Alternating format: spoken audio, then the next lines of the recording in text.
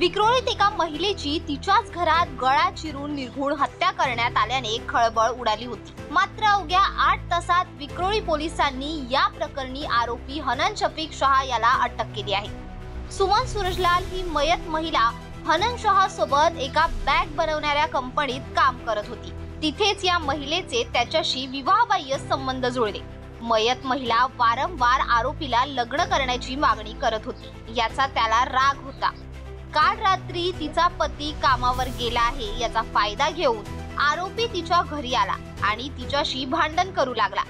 भांडण वाढत गेल्याने त्याने तिचे हात बांधले आणि सोबत आणलेल्या चाकूने तिचा गळा चिरला आणि तेथून पळ काढला। पहाटे जेव्हा तिचा पती घरी आला तेव्हा मयत पत्नीला पाहून त्याने पोलिसांना त्याची माहिती दिली। परिमंडळ 7चे उपायुक्त विजयकांत सागर यांनी घटनास्थळी पोहोचून 10 वेगवेगळी पथके तयार केली आणि तपास सुरू केला। सीसीटीव्ही आणि तांत्रिक तपास करत पोलिसांनी 8 तासात आरोपीला बेड्या ठोकल्या आहेत। आज सकाळी विक्रोळी पोलीस स्टेशनच्या हद्दीमध्ये रेल्वे स्टेशनच्या नजीक जे फिश मार्केट आहे त्या भागामध्ये एका महिलेची हत्या झाल्याचं माहिती पोलीस स्टेशनला मिळाली होती। सकाळी 6 वाजेच्या दरम्यान ही माहिती मिळाली होती।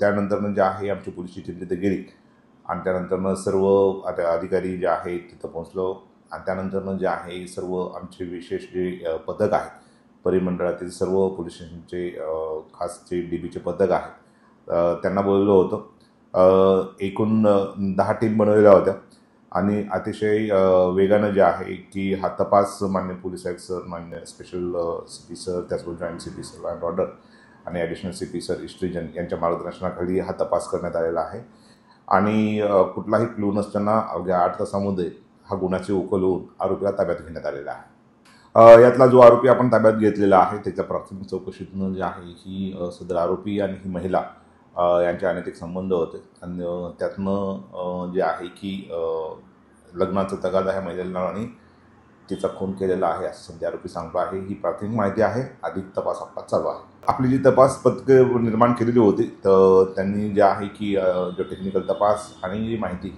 या आधारे धारावी इथून सदर आरोपी आपण ताब्यात घेतलेला आहे।